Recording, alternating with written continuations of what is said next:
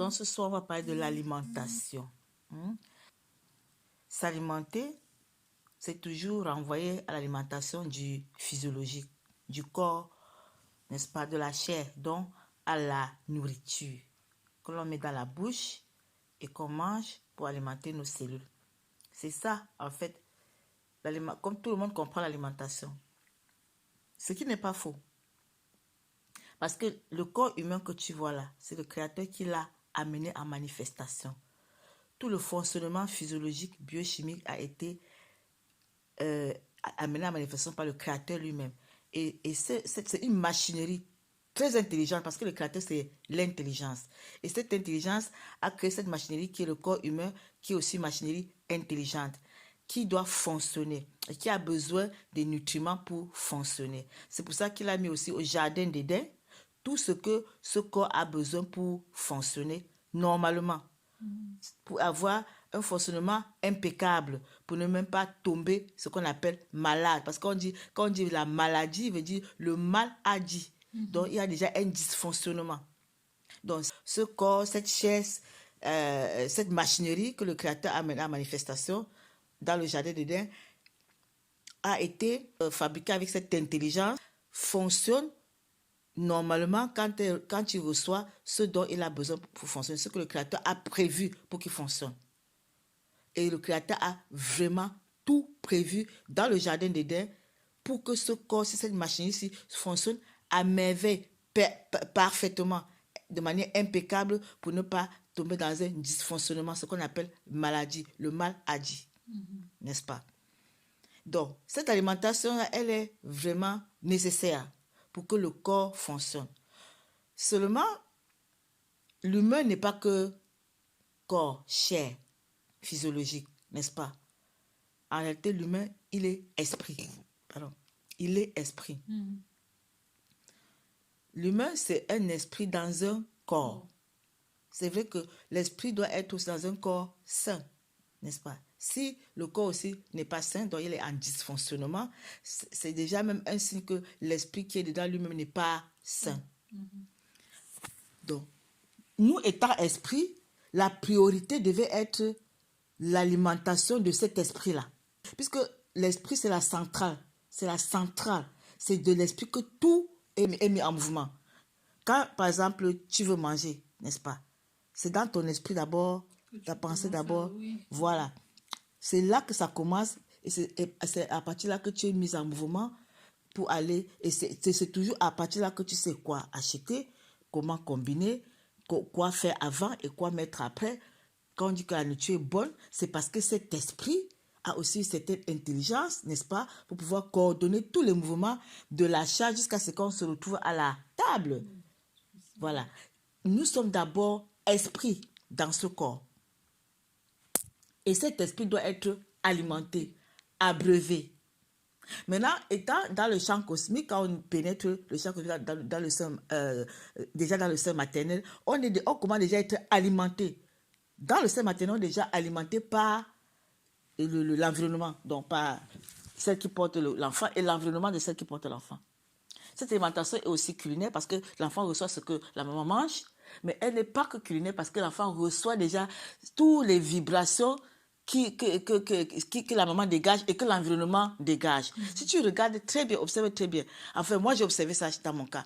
Les gens qui, pendant leur grossesse, sont très proches de moi, ces enfants-là qui, dans le ventre, pendant cette grossesse-là, sont très proches de moi. Même si après l'accouchement, je ne les ai pas vus, même si je viens pour la première fois les voir, l'enfant se comporte déjà comme si on se connaissait déjà.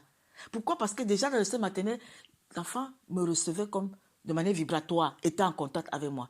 Mais ceux qui n'avaient jamais de contact, ou plutôt même si dont le contact était plutôt même dans l'animosité, automatiquement, les enfants sont aussi distants et froids. Tu vois? Pourquoi? Parce qu'il y a eu une alimentation. Même si ce n'est pas culinaire. Parce que tout est vibration, tout est énergie, tout est fréquence. Même et dans le sein maternel, l'enfant est déjà influencé. Parce que la maman mange et parce que la maman reçoit comme énergie, même que ça vient d'elle ou bien autour d'elle.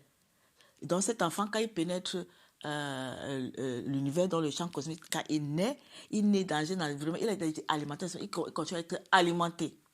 Mais comme nous ne sommes qu'esprit, et que cet esprit-là, quand même, discerne que il y a autre chose dont il va s'alimenter à part le culinaire, à part la nourriture culinaire. Les humains, pendant leur existence, tu vois, qui commencent à chercher Dieu.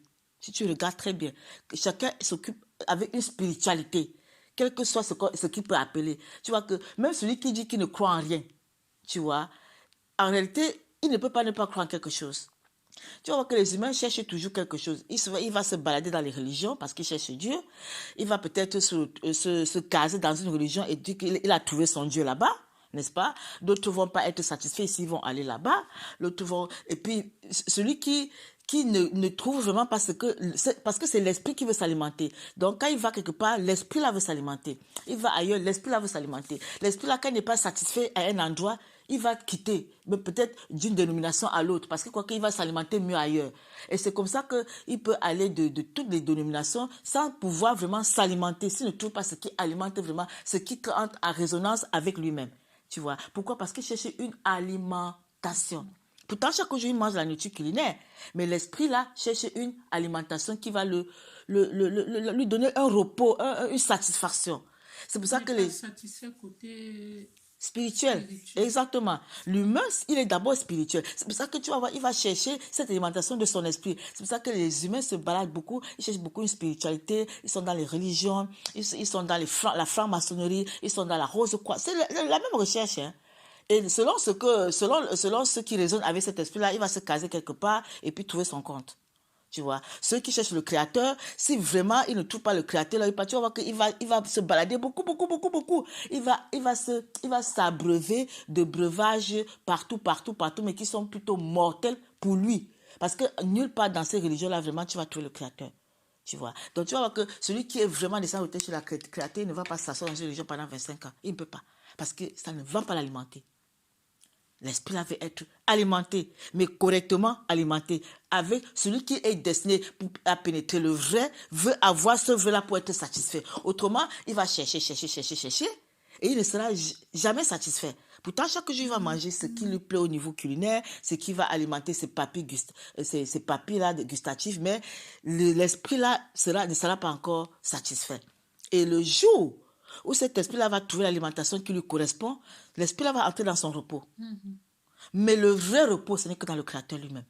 Tu vois, dans le germe, celui qui est destiné à être revêtu des caractères du Père, il va chercher partout. Mais si vraiment ce n'est pas le Père qui se dépose là, dans ce vase-là, l'esprit-là n'aura pas de paix ni de repos. Et quand justement le Père commence à se déposer, quand il est entré dans la maison, là où vraiment il reçoit l'alimentation dont l'esprit a besoin, tu vas voir qu'il va commencer vraiment à s'alimenter comme il faut et il va commencer à entrer dans son repos. Ce qu'on a parlé hier dans le paradis, tu vois. Parce que la vraie alimentation, elle est spirituelle. C'est vrai que le corps en a besoin aussi. Mais on peut rester 2 jours, 3 jours sans manger, mais on ne meurt pas. Pourquoi? Même sans boire. Quand j'étais encore vraiment dans mes activismes religieux, là, je pouvais faire 10 jours sans manger et sans boire. Et je travaillais. Qu'est-ce qui me maintenait debout? C'est quand même un esprit aussi. Ce n'était même pas le créateur. Parce qu'en réalité, c'est après que j'ai compris que c'était toujours l'autre qui se saisissait de moi avec tout ce que j'avais comme motivation d'aller vers le créateur. Mais je croyais que c'était déjà ça. Tu vois? Mais tu vois, quand tu te disposes, même l'autre aussi t'anime, c'est toujours pour sa gloire. Parce que c'est pour s'alimenter. Oui, toi tu es alimenté parce que tu vas te dire, mais je cherche le créateur, je vais jeûner, je vais prier pendant 10 jours, pendant 3 jours, pendant 7 jours, pendant 10 jours. Et je me souviens que je suis allée à 10 jours sans manger, sans boire, mais j'étais debout. Et je fonctionnais. Qu'est-ce qui me faisait fonctionner? C'est l'esprit. Tu vois? Parce que c'est lui la centrale énergétique. Donc, on peut fonctionner avec un esprit animé par une force, parce que c'est toujours une sphère qui anime. Ça peut être la sphère spirituelle inférieure, celle qui anime toutes les religions. Ça peut être la sphère spirituelle supérieure, le créateur lui-même. Mais généralement, les gens sont toujours encore dans la sphère spirituelle inférieure. Et cette sphère-là les anime et les simule aussi quand même une satisfaction spirituelle dans un activisme religieux. On leur a dit qu'avec ça, vous êtes les enfants de Dieu. et vous allez aller au paradis, et vous allez, tu vois, et tout ça. C'est ça, en fait, l'humain. Et l'humain, il est que esprit, 21 heures, tout à l'heure, c'est et ça.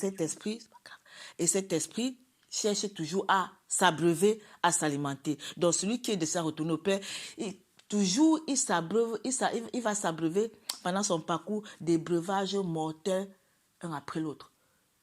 Parce qu'il cherche vraiment le vrai, mais ça ne le satisfait pas. Il s'abreuve ici, il s'abreuve là-bas, il s'abreuve là, il mange ici, il mange là-bas. Il va faire des tours des pasteurs, les tours des dénominations, des prophètes, des religions. Mais il va se rendre compte que son esprit là qui veut retourner à la maison, dans son créateur, n'est pas satisfait de ces alimentations-là, de ces breuvages, en fait, qui sont plutôt mortels. Mais quand tu es maintenant sincère dans ta recherche, le Père, il va créer les situations pour se révéler à toi, commencer maintenant à t'alimenter. Quand tu te disposes, il commence à se déposer en toi et c'est à travers les éléments qui sont très douloureux pour la chair, mais quand tu les canalises avec la vraie compréhension, la compréhension vraie qui vient de lui, qui stipule que le mal n'existe pas pour ton esprit. Le Père vient au secours de ton esprit, il ne vient pas au secours de la chair.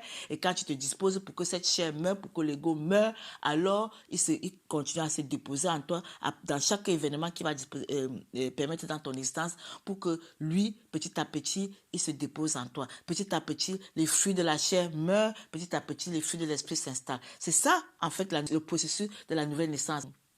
La transformation par le renouvellement de l'intelligence. Parce que si hier, tu étais dans la colère, dans la haine, la jalousie, les concurrences, la cupidité, tout ce qui caractérise vraiment la chair, le Père va permettre les événements pour que petit à petit, chacune de ces caractéristiques, de ces fruits de la chair commence à mourir. Si tu étais l'impatient, les gens qui sont impatients, ils ne peuvent pas attendre, le Père va permettre des événements où tu es obligé d'apprendre la patience. La patience, c'est un fruit de l'esprit.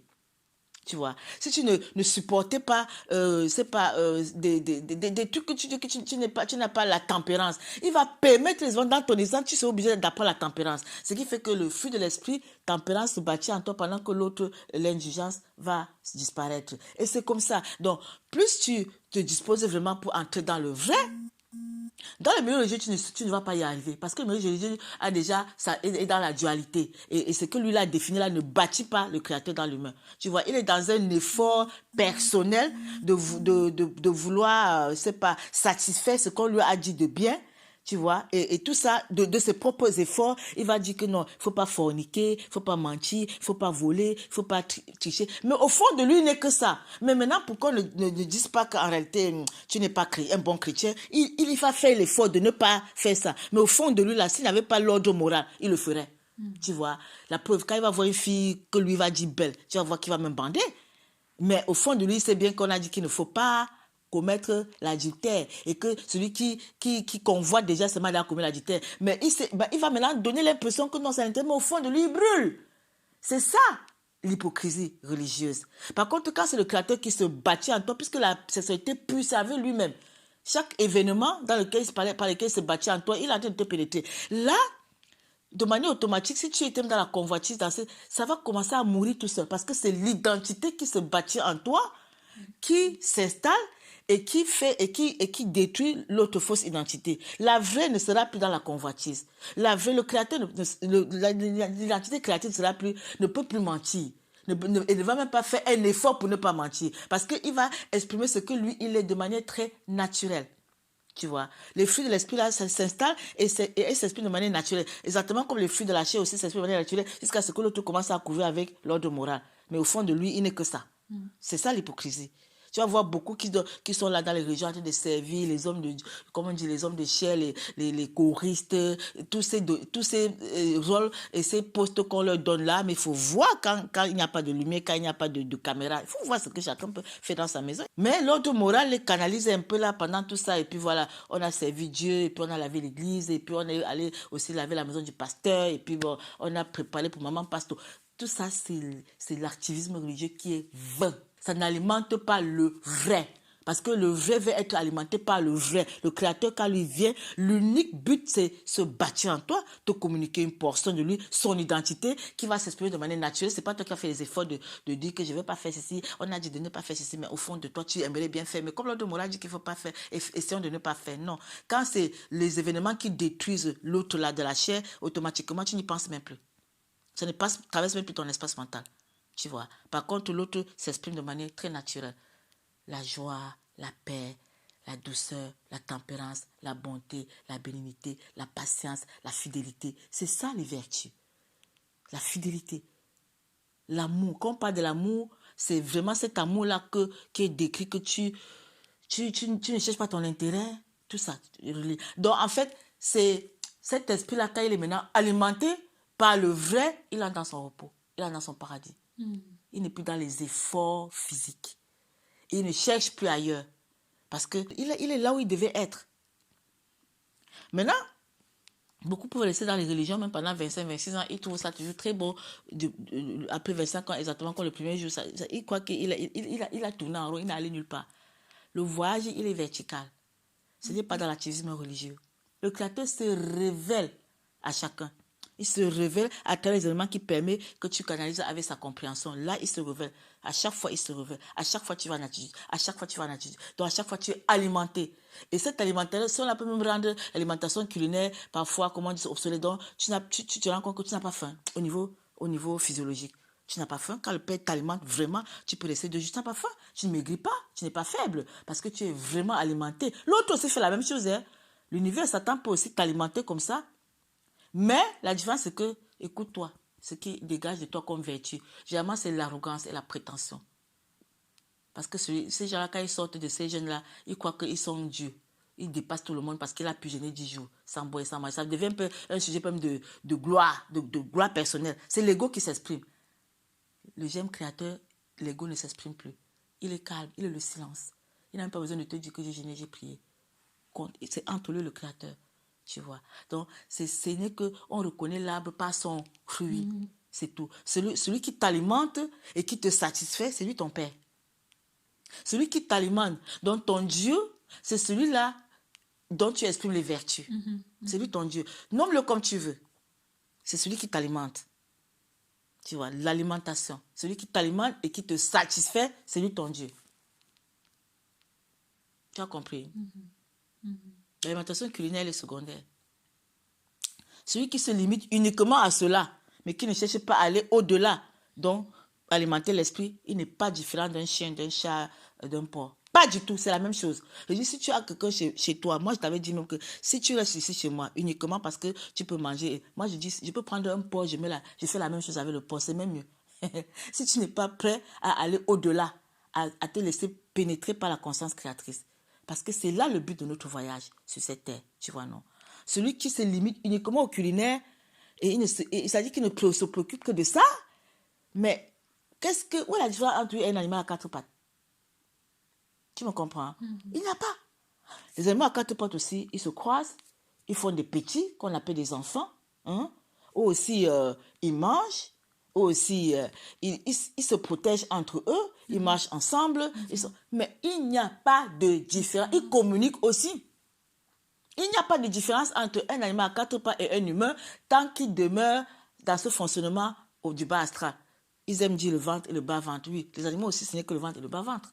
Maintenant, où est la différence entre toi et un animal, si c'est ça, si ton alimentation s'arrête à là. Tu comprends? Non.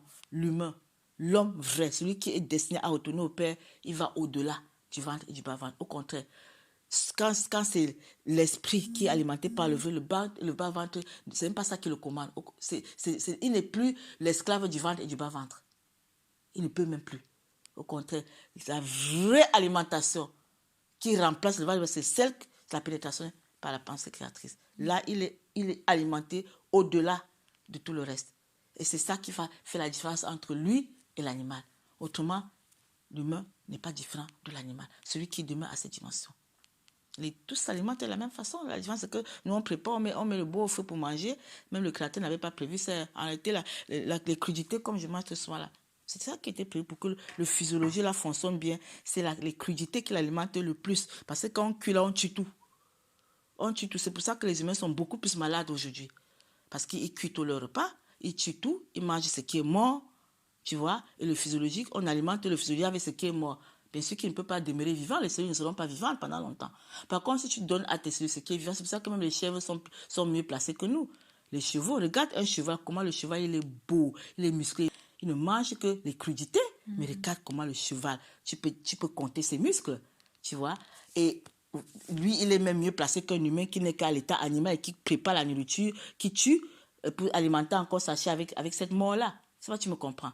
Donc, mieux encore, tu t'alimentes des crudités, comme le Créateur avait prévu dans le jardin d'Éden, pour que tes cellules soient même plus vivantes et pour être au moins comme cet animal-là. Autrement, l'humain est moins que l'animal. Tu vois. Maintenant, ce qui fait la différence, c'est lorsqu'il cherche maintenant à s'alimenter de la vraie source qui est le Créateur. C'est là où il devient l'homme vrai, avec grand H. Là, c'est indépendamment de ton genre, de ton sexe. Si tu es même féminin ou masculin, à partir du moment où tu es revêtu des vertus et des caractéristiques du Créateur, c'est toi l'homme vrai, même si tu es un féminin. Tu vois. Parce que tu vas parler ça avec un masculin, il va dire que j'ai quelque chose entre les jambes. Je dis, mais même les chimpanzés, non, ça ne fait pas de toi un homme. Tu vois, si tu les définis par là, les chiens, non, les chimpanzés, c'est zéro. L'homme vrai, c'est celui dont l'esprit est rempli de l'identité créatrice, des vertus et des caractéristiques du Créateur et qui va s'exprimer aussi de manière naturelle, les fruits de l'esprit. C'est ça l'homme vrai. Les humains, au-delà, tu n'es pas différent de l'animal. L'alimentation, donc, l'alimentation d'une personne doit d'abord être spirituelle. Parce que l'humain est d'abord esprit. Ce n'est pas il n'est pas la chair, il est esprit. N'est-ce pas? La chair, le corps là, ce n'est que l'enveloppe. C'est comme tu as le vase ici. Tu as vu, il y a la fleur dedans. Mais en réalité, le vase là, c'est pas lui qui est important. Parce que quand moi je m'occupe de la fleur des plantes, je veux que la plante, elle brille. Je veux qu'elle reçoive de l'eau, qu'elle reçoive peut-être de l'engrais, tout ce qu'on peut donner à la plante pour que la plante vive longtemps et grandisse longtemps et soit toujours, comment on dit ça, vivante. C'est parce que nous, on veut bien regarder et se réjouir que la plante ou bien la fleur, elle est vivante. Mais est-ce que c'est le vase là qui... Non. Lui n'est que le vase qui contient cette plante. C'est le contenu là qui doit être entretenu. C'est le contenu là qui doit être rempli du vrai. Et quand il est rempli du vrai, il faut que tu continues toujours à l'alimenter pour qu'il ne meure pas aussi. Pour que le vrai là ne fait que grandir jusqu'à la maturité. C'est comme la plante. La plante, si je fais un encens arrosé, elle aussi elle va mourir. N'est-ce pas? Si elle n'est pas une plante qui est adaptée au désert. Par contre, elle peut aussi s'adapter. Il y a des plantes qui peuvent s'adapter, tu fais longtemps, ça dépend. Mais je veux seulement expliquer le principe. Tu vois, tu as un vase qui doit être rempli. Quand ce n'est pas le Créateur qui l'a rempli, l'univers le remplit. Il est toujours rempli par quelqu'un, par une sphère. Parce qu'il n'y a que les deux sphères. La sphère spirituelle inférieure et la sphère spirituelle supérieure qui est le Créateur. La sphère spirituelle inférieure, c'est lui qui régit. C'est celui qui se tohu là. Exactement, c'est lui qui est bâti dans les humains et qui s'exprime dans les humains. Il y a un film qui illustre ça, L'Associé du Diable. C'est Al Pacino qui joue ce film avec Keanu Reeves, je crois. L'Associé du Diable. Ou bien enfin, l'avocat du diable. En tout cas, l'un des deux titres. Ça illustre vraiment ce que c'est. Ça dit, tu vois, l'avocat là, il est avocat bien, il gagnait tous les procès. Jusqu'à ce qu'un jour, le diable se présente, il lui dit que c'est moi ton père.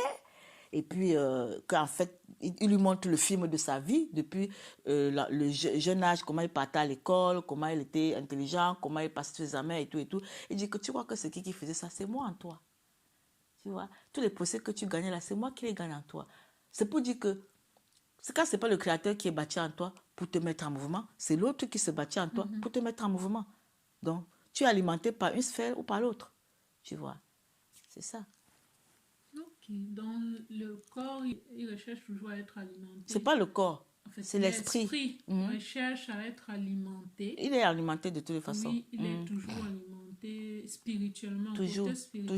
Il est toujours alimenté par la sphère spirituelle d'abord inférieure. Oui. Parce qu'il le recherche avidement. C'est même pas qu'il le recherche même. Il est esprit. Qui veut ou pas, il est alimenté.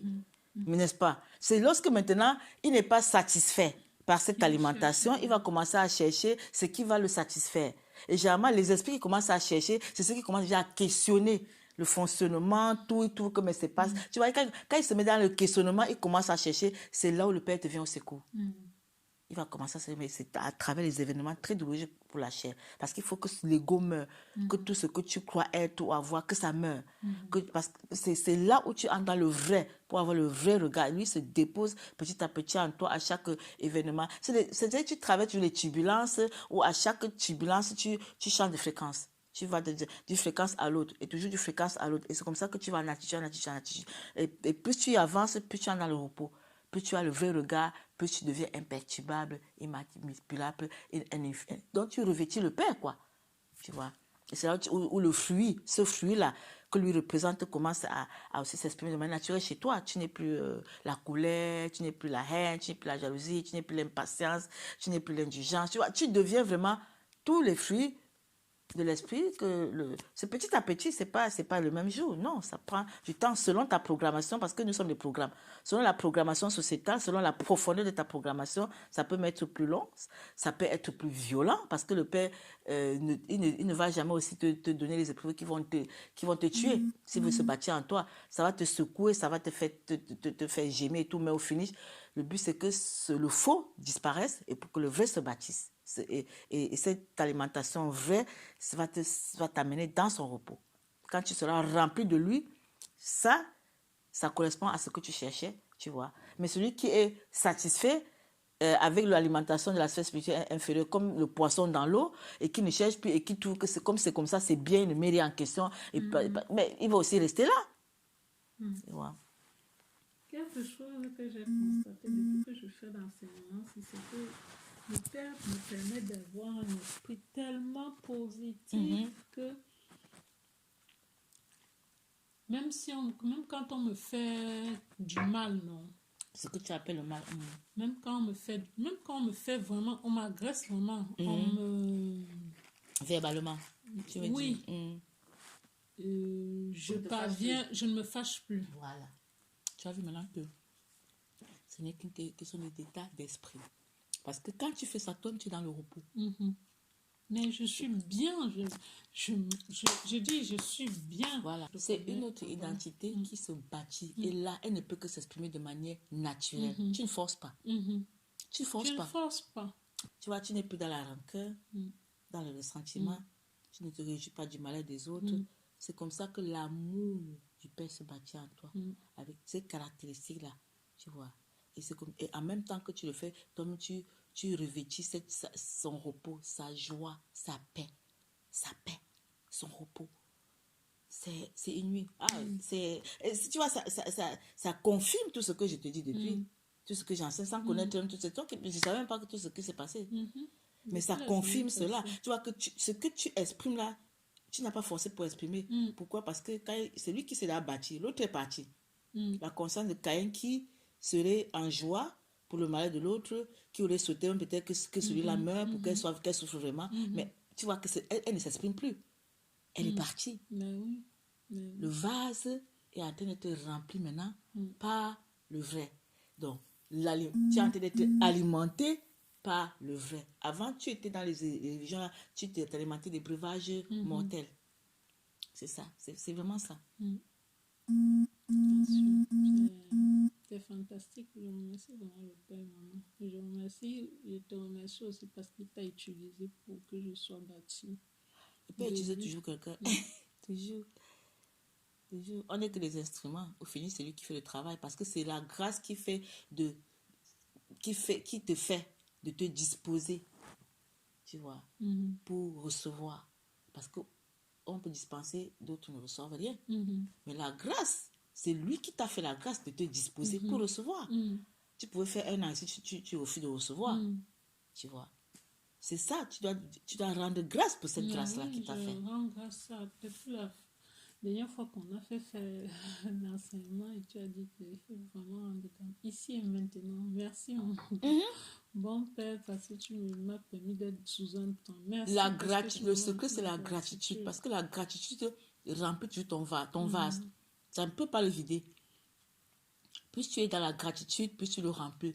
Ici et maintenant, je ne suis plus triste. Ici et maintenant, je n'ai plus froid comme avant. C'est les petits trucs. Ici, je dis merci, ici et maintenant. Voici la situation, ici et maintenant. Parce que, en fait, ce qui compte, c'est ici et maintenant. Parce que le temps n'existe pas. C'est quelqu'un qui a morcelé le temps en secondes, minutes, heures, jours, mois, années, millénaires et tout le reste. Le Père, lui, n'est pas limité ni dans le temps ni dans l'espace. C'est pour ça que je dis que pour le Père, un an est comme 1000 ans. 1000 ans sont comme un an. Donc, quand tu es dans cette conscience-là, c'est ici et maintenant. Ici et maintenant, qu'est-ce que j'ai? Je dis merci pour tout ça. Ici, maintenant, je peux me lever. Ici, maintenant, j'ai un peu mal au ventre. Ici, maintenant, je peux manger. Ici, maintenant, je ne vomis plus. À chaque fois, quand tu es dans cette gratitude-là, tu vas voir que ton vase ne peut que se remplir du vrai. Ça ne peut jamais se remplir du faux. Le faux n'aura même plus de place. Parce que le faux veut te voir le manque. Ce qui te manque, ce que tu n'as pas. Ce que tu n'as pas fait. Il te fait voir le manque toujours en te comparant avec les autres. C'est ça, l'autre. C'est ça, c'est ça, Caïn. Tu vois, il vient vider ton vase. Le Père vient le remplir. Le Père ne te fait pas voir le manque. Puisque dans le Père, le manque n'existe pas. Le manque n'existe pas. Puisqu'il n'y a rien qui est contre le vrai toi. Puisque le but, ce n'est pas d'accumuler. Le but, c'est d'être. Et l'être, il est tout juste. Il est le silence. Quand tu vas pénétrer le Père, tu vas voir que le silence, c'est une vertu. Waouh. Vraiment. Le silence. Le Père, c'est le silence. Le Père n'est pas dans le tohu-bohu. C'est la matrice qui bavarde trop.